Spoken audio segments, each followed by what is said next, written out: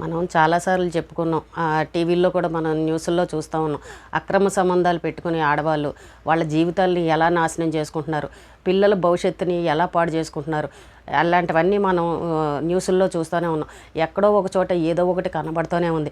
అక్రమ సంబంధాల వల్ల పిల్లల్ని చంపేయడము, అలాగే భర్తని చంపేయడము, ఇలాంటి సంఘటనలన్నీ మనం రోజు న్యూసుల్లో వింటూనే ఉన్నాం.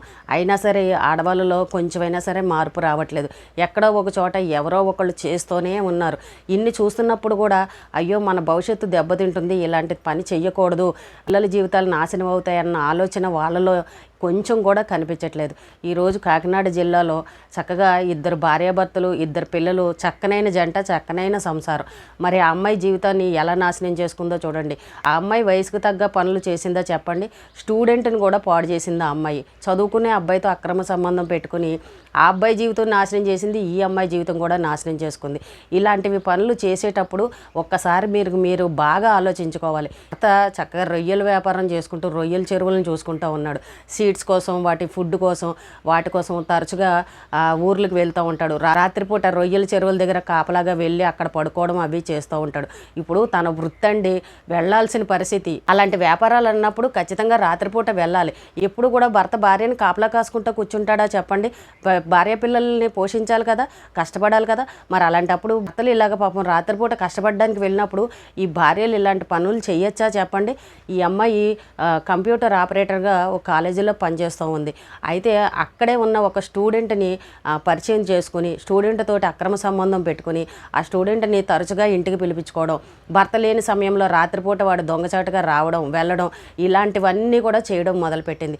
దానివల్ల ఎవరికి నష్టమండి? ఎన్ని రోజులు మోసం చేస్తారు చెప్పండి? అంటారు కదా, పిల్లి కళ్ళు మూసుకుని పాలు తాగుతూ నన్ను ఎవరూ చూడట్లేదు అనుకుంటుంది అని అనుకుంటారు చూసారా? అలాంటి తప్పులు చేస్తూ ఉంటారు ఈ ఆడవాళ్ళు. ఆ అమ్మాయి అనుకునేది, నా భర్త లేడులే, తెల్లారితే కానీ రాడు, ఇక్కడ ఈ లోపు ఏం జరిగినా నేనేం చేసినా పర్వాలేదు అని అనుకుని వాడిని ఇంటికి రప్పించడం మొదలుపెట్టింది.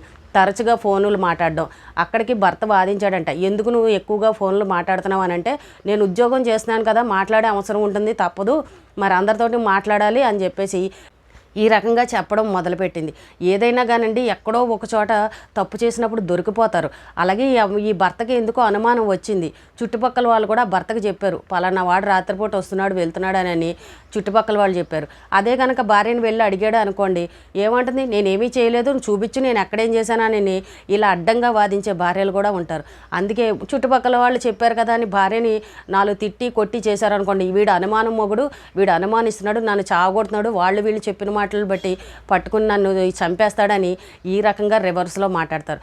నమ్ముతారా చెప్పండి? ఆ అమ్మాయి వాళ్ళ తల్లిదండ్రులు నమ్ముతారా? నా కూతురు మీద అబాండాలు వేశాడు, నా కూతురుని పట్టుకుని అవమానించాడు, నా కూతురుని అనుమానించాడని ఈ రకంగా మాట్లాడతాడు. అందుకే ఆ భర్త తెలివిగా ఆలోచించి ఆ అమ్మాయిని ఎలా అయినా సరే రెడ్ హ్యాండెడ్గా పట్టుకుని అందరికీ చూపించిన తర్వాతే నేను ఏదైనా అడగాలని చెప్పేసి నిఘా పెట్టుకున్నాడు. చుట్టుపక్కల వాళ్ళు అందరూ చెప్తున్న ప్రతిదీ కూడా ఓపికగా విన్నాడు. విని ఒక రోజున రొయ్యల చెరువు దగ్గరికి వెళ్తున్నాను, అక్కడే పడుకుంటానని చెప్పి వెళ్ళాడు.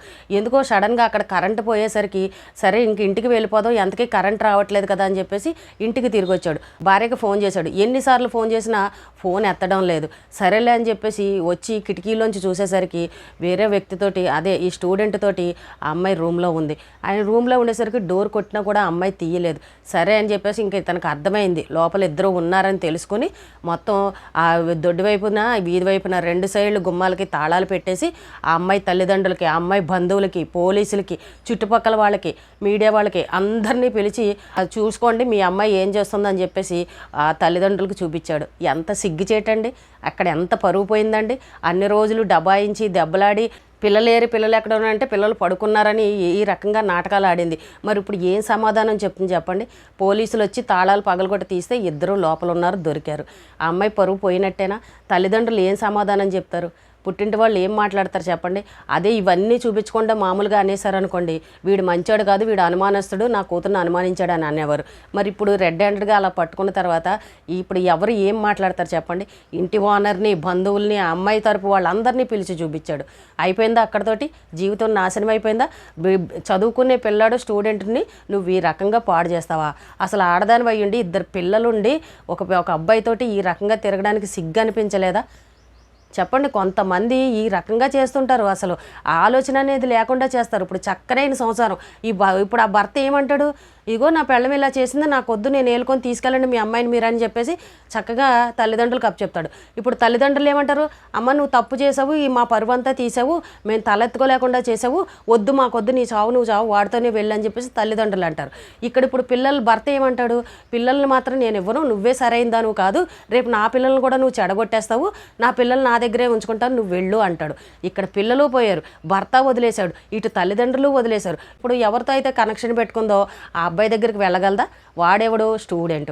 ఆ స్టూడెంట్ ఏమంటాడు, ఇప్పుడు ఏదో నువ్వు రమ్మన్నావని నేను వచ్చాను, అంతేగాని నిన్ను తీసుకెళ్ళి నేను అక్కడ పోషిస్తాను, నా ఇంట్లో వాళ్ళు నన్ను చంపేస్తారు అని చెప్పేసి వాడు సైడ్ అయిపోతాడు. ఎందుకంటే వాడు ఇంకా చిన్నపిల్లాడే, పెళ్ళావని కుర్రాడు, చదువుకునేవాడు. వాడేదో టైంపాస్ కానీ వస్తే ఇదేదో కావాలని వాడిని పిలిపించుకుంది. ఇప్పుడు ఎవరి జీవితం నాశనం అయిపోయారు, ఎవరు ఒంటరి వాళ్ళు అయిపోయారు ఒక్కసారి ఆలోచించుకోండి. ఆ అబ్బాయికి కూడా వాళ్ళ తల్లిదండ్రులు, పోలీసులు అందరూ కౌన్సిలింగ్ ఇస్తారు.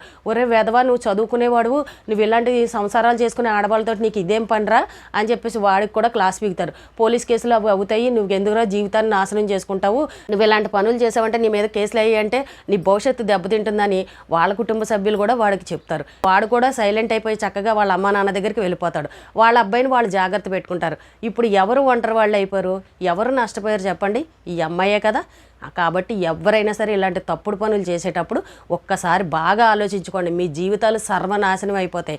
మీరు కావాలని మీ చేతులారా మీరే నాశనం చేసుకున్న వాళ్ళు అవుతారు. ఇప్పుడు ఆ అమ్మాయి వచ్చి భర్త దగ్గర కాళ్ళు పట్టుకున్నా, వేళ్ళు పట్టుకున్నా కూడా ఆ భర్త యాక్సెప్ట్ చేయడు. నాకు వద్దని చెప్తాడు, వెళ్ళు వాడితోనే వెళ్ళని చెప్తాడు. చూసారా అండి ఎలా ఉన్నాయో? చాలామంది ఇవే తప్పులు చేస్తున్నారు. లేదు అని అంటే దొంగచాటుగా సీక్రెట్గా చేయడం, భర్తలను లేపేయడం, అడ్డు తొలగిపోతుంది కదా అని. మరి ఆ బుర్ర ఎక్కడ పనిచేస్తుందో అర్థం కాదు. ఇంకా మేము దొరకంలే అని అనుకుంటారు. ఎలా అయినా దొరుకుతారు. వాళ్ళకి అర్థం కాదు, నన్ను ఎవడో పట్టించుకోరని అనుకుంటారేమో, చుట్టుపక్కల వాళ్ళు నన్ను ఎవరో చూడట్లేదని అనుకుంటారేమో. ఖచ్చితంగా ఎవరో ఒకళ్ళ కంట్లో పడుతూనే ఉంటారు, ఏదో ఒక రోజున దొరికిపోతారు. ఎందుకండి అంత దొంగ పనులు చేయడం? ఎందుకండి పిల్లల భవిష్యత్తు ఎందుకండి నాశనం చేయడం? ఇప్పుడు ఆ పిల్లల కళ్ళ ముందు ఇదంతా జరిగింది. ఆ పిల్లలు ఏమనుకుంటారు చెప్పండి? ఇలాంటిదా మా నాన్నని మోసం చేసిందా, మా అమ్మ మాకు వద్దు అని ఇప్పుడు ఆ పిల్లలు అనరా చెప్పండి? ఆ పిల్లల మనసులో అమ్మ చెడ్డదైపోయిందా? ఇంకో రెండోసారి అమ్మ దగ్గరికి వాళ్ళు వెళ్తారా? ఇది ఎవ్వరూ కూడా ఆలోచించరు. పిల్లలు చిన్నపిల్లలు, వాళ్ళకి ఏం తెలియదు, మనం ఏం చేసినా పర్వాలేదని దొంగ నాటకాలు ఆడి దొంగ పనులు చేసేవాళ్ళు కూడా ఉంటారు. వాళ్ళ జీవితాలే నాశనం అయిపోతాయి. ఇప్పుడు చాలామంది వాదిచ్చేస్తూ ఉంటారు, కోర్టులు చెప్పాయి ఇలాంటి పనులు చేసినా ఏమీ తప్పు కాదు, అన్నిటికీ పర్మిషన్లు ఉన్నాయి, ఎవరు ఇష్టం వచ్చిన వాళ్ళతో వాళ్ళు తిరగచ్చని ఇలా వితండవాదం చేసేవాళ్ళు కూడా ఉన్నారు. అది ఎలాంటి వాళ్ళకి చెప్పండి? విడాకులు తీసుకుని భార్య లేని వాళ్ళు కానీ, లేకపోతే భర్తలు చనిపోయిన వాళ్ళు కానీ, భార్య చనిపోయిన వాళ్ళు, లేదంటే ఎవరూ లేకుండా ఒంటరిగా ఉన్నవాళ్ళు, అలాంటి వాళ్ళు ఏమన్నా కనెక్షన్లు పెట్టుకుంటే అలాంటి వాళ్ళకి ఎవరు ఏమీ అనరు. అయ్యో ఒంటరిగా ఉన్నారు, ఎవరూ లేరులే, వాళ్ళకి ఇష్టమైంది వాళ్ళు చేసుకుంటున్నారు అని అనేసి ఇలా ఎవరైనా హర్షిస్తారు. చూసే జనాలు కూడా అంటారు, ఏదోలే ఎవరో వెనకాల తోడలేక చేశారు అని అంటారు. కానీ ఇక్కడ భర్త పిల్లలు అందరూ ఉండి విడాకులు తీసుకోకుండా ఒక పక్కన భర్తతో కాపురం చేసుకుంటూనే ఇలాంటి కనెక్షన్లు పెట్టుకుంటే ఏమంటుంది సొసైటీ చెప్పండి? ఇంట్లో పెద్దవాళ్ళైనా మీరు చేసేది మంచి పని అని ఎవరైనా అంటారా? కొంతమంది ఈ రకంగా కూడా వాదించే వాళ్ళు ఉన్నారు. ఇప్పుడు చాలామంది ఆడవాళ్ళు భర్తలను పట్టుకునే వాళ్ళని మనం చూసాం. ఇంకొక అమ్మాయితో రూమ్లో ఉంటే మీడియా వాళ్ళని తీసుకెళ్ళి చూపించిన వాళ్ళని చూసాం. వాళ్ళు మొగాళ్ళు ఎలాగైనా చెల్లిపోతుందని అన్నట్టు, మేము చెయ్యొచ్చు అని అన్నట్టు మాట్లాడతారు. ఇక్కడ భార్యను వదిలేసి విడాకులు తీసుకోండి, మొత్తం లీగల్గా తీసుకున్న తర్వాత ఎవరెవరితో తిరిగినా కూడా ఏమీ ఇబ్బంది ఉండదు, ఏమీ రిస్కులు ఉండవు, ఏమీ కేసులు ఉండవు. ఇప్పుడు ఈ అమ్మాయి చక్కగా కలిసి ఉన్న సంసారంలోకి మూడో వాడిని తీసుకొచ్చి పెట్టుకుంది అని అంటే ఎవరికి నష్టం చెప్పండి? అందరూ ఇలా వితండవాదాలు వాదించే వాళ్ళు కూడా ఉంటారు. మనకు ఇప్పుడు కోర్టు చెప్పింది కరెక్టే, కోర్టు చెప్పింది కదా అని విచ్చలవిడతాను చేసేస్తామా చెప్పండి? ఒక సొసైటీ ఏడిచింది, మనకంటూ బంధువులు ఉన్నారు, తల్లిదండ్రి ఉన్నారు, పిల్లలు ఉన్నారు, చుట్టుపక్కల జనాలు అందరూ ఉంటారు. ఆ సొసైటీలో మనం తెలెత్తుకుని తిరగాలి అంటే సొసైటీ మెచ్చే విధంగానే కదా చెయ్యాలి. ఇలాంటి తప్పుడు పనులు చేస్తారా? ఓ పక్కన భర్త ఎదురుగా ఉంటూనే, భర్తతో కాపురం చేస్తూనే ఇలాంటి పనులు చేస్తే ఎవరైనా ఒప్పుకుంటారా చెప్పండి? కొంతమంది ఈ రకంగా మాట్లాడే వాళ్ళు కూడా ఉంటారు. మగాడు ఎన్ని చేసినా చెల్లుతుందని అలా చాలామంది అలా చేసేవాళ్ళు కూడా ఉన్నారు. ఆర్యభర్తలు విడిపోయి విడాకులు కోర్టుల చుట్టూ కేసులు పెట్టుకుని అలా తిరుగుతూ ఉండేవాళ్ళు, ఒంటరిగా ఉండేవాళ్ళు, పిచ్చెక్కిన వాళ్ళు అలాంటి పనులు చేస్తున్నారు. కానీ చక్కగా సంసారం చేసుకునే వాళ్ళు కూడా ఇలాంటి పనులు చేస్తే దాన్ని ఎవరు కరెక్ట్ అని అంటారు చెప్పండి? తన భర్తను వదిలేసుకుని కదా వాడితో వెళ్ళాలి. ఆ అమ్మాయి జీవితం చూసారా ఏ రకంగా అయిపోయిందో? అటు పుట్టింటి వాళ్ళు వదిలేస్తారు, ఇటు భర్త పిల్లలు వదిలేస్తారు, అటు ఏ అబ్బాయితో అయితే కనెక్షన్ పెట్టుకుందో వాడు వదిలేస్తాడు. ఇప్పుడు ఈ అమ్మాయి ఎక్కడ ఉంటుందో చెప్పండి, ఆ అమ్మాయి పరిస్థితి ఏంటో చెప్పండి. కానీ ఆడవాళ్ళు కొంతమంది ఇలాంటి తప్పులు చేస్తారనమాట. ఎక్కువ శాతం ఏంటంటే ఆలోచన లేని పనులు చేసి ఎవడో మాటలు విని పిచ్చి పిచ్చి పనులు చేసి ఉన్న జీవితాలని నాశనం చేసుకుంటున్నారు. మనం ఎన్ని సంఘటనలు చూడలేదు చెప్పండి. అక్రమ సంబంధాల వల్లే కదా పిల్లల్ని చంపేయడం, భర్తను లేపేయడం, ఇలాంటి ఎవడి కోసమో ఏదో చేసేయడం, ఇలాంటివన్నీ ఎన్ని చూసాం చెప్పండి. ఎప్పుడు కూడా ఒకటి ఆలోచించుకోండి. మీరు ఏదో ఎవడో చెప్పాడని మీరు చేశారు అని అంటే వాడు నష్టపోతాడు, మీరు నష్టపోతారు. వాడి మాటలు విన్నారంటే మీ బతుకు జైలు బతుకులే అయిపోతాయి. కాబట్టి బాగా ఆలోచించుకోండి. తప్పుడు పనులు చేయకండి. చక్కనైన సంసారాలని పాడు చేసుకోకండి. ఎప్పుడైనా సరే భర్త పిల్లల తర్వాతే ఇంకేదైనా సరే. వాళ్ళని మించిన బంధం ఇంకొకటి ఎక్కడా ఉండదు. కాబట్టి ఆడవాళ్ళు ఎవ్వరూ ఇలాంటి తప్పులు చేయకండి. ఇప్పుడు ఆ అమ్మాయి ఒంటరి అయిపోయింది, ఎవ్వరూ రానివ్వరు. సొంత వాళ్ళు కూడా ఇంట్లో వాళ్ళు కూడా రానివ్వరు ఆ అమ్మాయిని. చూసారా జీవితం ఎలా నాశనం అయిపోయిందో. కాబట్టి ఇలాంటి తప్పులు ఎవ్వరూ చేయకండి ఆడవాళ్ళు. ఈ రోజుకి ఇదేనండి. రేపు మళ్ళీ ఒక మంచి విషయంతో మళ్ళీ కలుద్దాం.